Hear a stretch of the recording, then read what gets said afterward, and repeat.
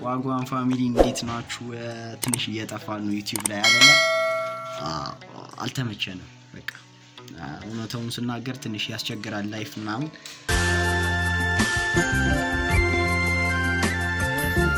ስላልተመቸን ነው የግቢን ህይወት የሚያውቀው አለ። ለዛ ነው እየጠፋን ያለ ነው። እንግዲህ ከተመቻቸልኝ እና ከተሳካ እንደ እግዚአብሔር ፍቃድ በሳምንት አንድ ቪዲዮም ቢሆን ፖስት እናደርጋለን ብዬ አስባለሁ።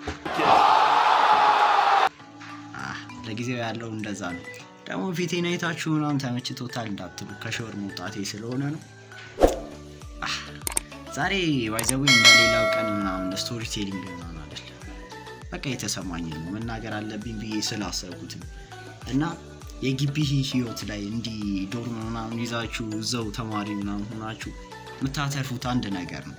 ይሁኑ ከዚህ ሁሉ ስክራች ውስጥ የምታገኙት አንድ ነገር ነው። እሱ ምንድነው?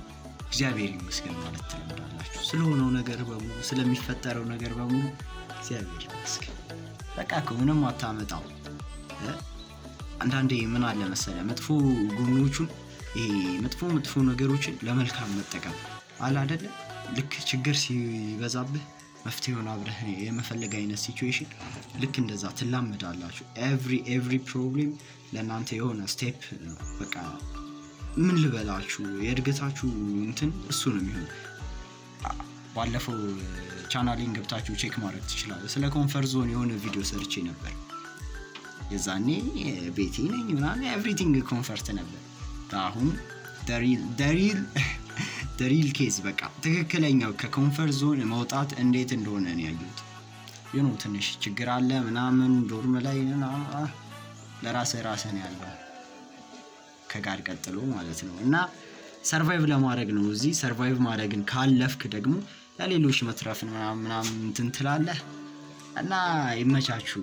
ኮሜንት ላይ እንደዚህ አሳየን ኦር የሆነ የምትፈልጉትን አይዲያ ጻፉልኝና በዛ ላይ እናወራለን፣ እንወያያለን። ማሳያችሁ ነገርም ይኖራል ብዬ አስባለሁ።